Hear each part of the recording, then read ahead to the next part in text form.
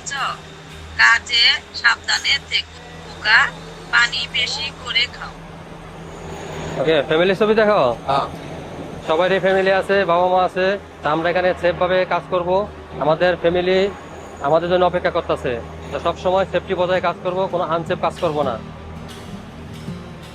Far from home, every worker carries a family in their heart.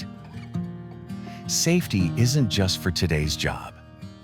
It's the promise of returning to those we miss most.